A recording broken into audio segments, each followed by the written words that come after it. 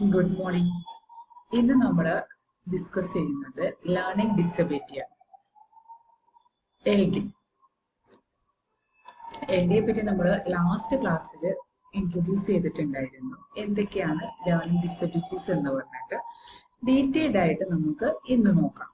Learning disability എന്ന് പറയുന്നത് neurological disorder ആണ്. അത് അഫക്റ്റ് ചെയ്യുന്നത് മനസ്സിലാക്കുന്നതിനും സംസാരിക്കുന്നതിനും എഴുതുന്നതിനും വായിക്കുന്നതിനും അതുപോലെ മാത്സിലും ഒക്കെ വരുന്ന പ്രോബ്ലംസ് ആണ്.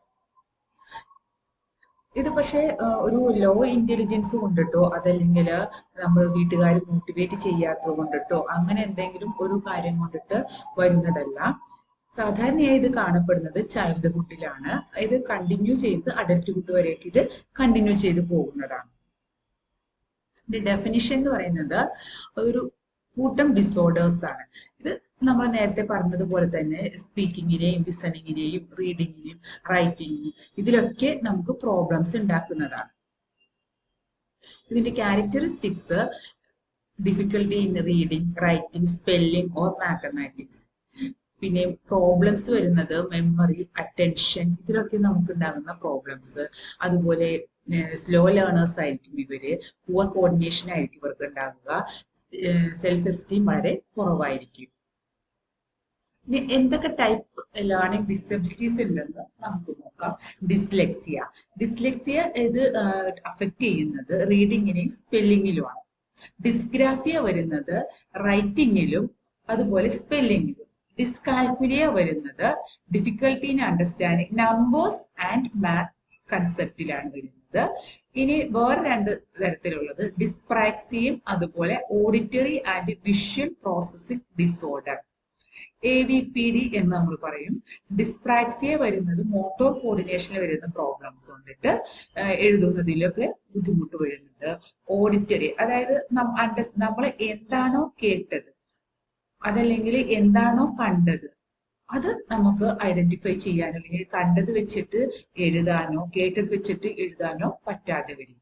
ഓക്കെ, ഇതൊക്കെ നമുക്ക് കുറച്ചുകൂടി ഡീറ്റെയിൽഡ് ആയിട്ട് നമ്മൾ പഠിക്കുന്നതാണ്. ഇനി ഇതിന്റെ കോസസ് എന്തൊക്കെയാണെന്ന് നോക്കാം. ജനറ്റിക് ഓർ ഹെറിഡിറ്ററി ഫാക്ടേഴ്സ്, ജന്മനാ വരുന്നതുണ്ട്, ഹെറിഡിറ്ററി ആയിട്ടുള്ള ഫാക്ടേഴ്സ് വരുന്നുണ്ട്. അതുപോലെ ബ്രെയിൻ ഇഞ്ചുറി ഉണ്ട് കേട്ടോ. ബിഫോർ ബർത്തോ ആഫ്റ്റർ ബർത്തോ ഉണ്ടാകുന്ന ബ്രെയിൻ ഇഞ്ചുറി കൊണ്ടിട്ട്, അതുപോലെ ബർത്ത് വെയിറ്റ് കുറവാകുന്നത് കൊണ്ടിട്ട്, പിന്നെ എൻവയോൺമെന്റൽ ഫാക്ടേഴ്സ് നമുക്ക് പറയാവുന്നത് ടോക്സിക് ആയിട്ടുള്ള എന്തെങ്കിലും മെഡിസിൻസിന്റെ യൂസേജ് കൊണ്ടിട്ടോ അല്ലെങ്കിൽ മാൽ ന്യൂട്രീഷൻ കൊണ്ടിട്ടോ വരാവുന്നു.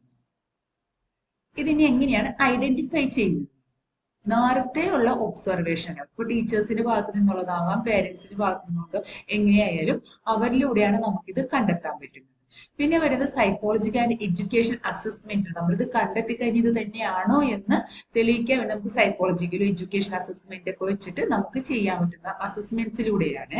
അതുപോലെ സ്റ്റാൻഡേർഡൈസ് ആയിട്ടുള്ള ടെസ്റ്റിലൂടെയൊക്കെ നമുക്കിത് ഐഡന്റിഫൈ ചെയ്യാനായിട്ട് സാധിക്കും. ഇനി ഇത് മാനേജ് ചെയ്യുക അല്ലെങ്കിൽ സപ്പോർട്ട് ചെയ്യുക എന്ന് പറയുന്നത് നേരത്തെയുള്ള ഐഡന്റിഫിക്കേഷൻ തന്നെയാണ്. പിന്നെ ഇങ്ങനെയുള്ളവർക്ക് നമുക്ക് IEP അല്ലെങ്കിൽ ഇൻഡിവിജ്വലൈസ്ഡ് എഡ്യൂക്കേഷൻ ആണ് നമ്മൾ ഇവർക്ക് കൊടുക്കേണ്ടത്.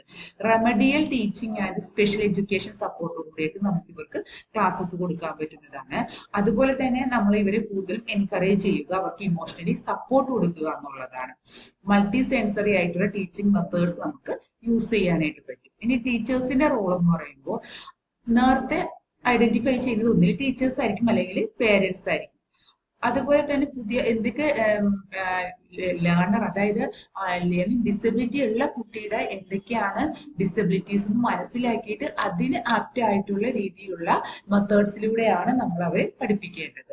പോസിറ്റീവ് ആയിട്ടുള്ള ഒരു അറ്റ്മോസ്ഫിയർ നമ്മൾ അവർക്ക് ചെയ്തു കൊടുക്കുക. അതുപോലെ പേരൻസും ഇവയെ നോക്കുന്ന സ്പെഷ്യലിസ്റ്റ്, അതിലിപ്പോൾ ഉൾപ്പെടുന്ന ടീച്ചേഴ്സ് ഉണ്ടായിരിക്കും, അതുപോലെ സ്പെഷ്യൽ എഡ്യൂക്കേറ്റേഴ്സ് ഉണ്ടാവും, ഡോക്ടേഴ്സ് ഉണ്ടാവും. ഇവരൊക്കെ ആയിട്ടുള്ള ഒരു കൊളാബറേറ്റ് ആയിട്ടുള്ള ഒരു റാപ്പോയിലൂടെ അല്ലെങ്കിൽ അതിനുള്ള റിലേഷൻഷിപ്പിലൂടെയാണ് നമുക്ക് ഇവരെ മാറ്റിയെടുക്കാനായിട്ട് സാധിക്കുകയുള്ളൂ. ലേണിംഗ് ഡിസബിലിറ്റീസ് എന്ന് പറയുമ്പോൾ അതൊരു കുട്ടിക്ക് അതുകൊണ്ടിട്ട് കഴിവില്ല എന്നുള്ളതല്ല. കുട്ടിക്ക് അത്യാവശ്യം കാര്യങ്ങളെല്ലാം ചെയ്യാനും എടുക്കാനും സാധാരണ നോർമൽ രീതിയിലുള്ള എല്ലാ കാര്യങ്ങളും കുട്ടികൾക്ക് ചെയ്യാൻ പറ്റും. പക്ഷെ അക്കാഡമിക്കലി ആണ് അവർക്ക് ഇതിൽ പ്രോബ്ലംസ് വരുന്നത്. അതൊരിക്കലും അവർക്കൊരു ലോ ഇന്റലിജൻസ് ആയതുകൊണ്ടിട്ടോ അല്ലെങ്കിൽ IQ ലെവൽ കുറവായതുകൊണ്ടിട്ടോ അല്ല, ലേണിംഗിൽ വരുന്ന ഒരു പ്രോബ്ലംസ് ആണ്.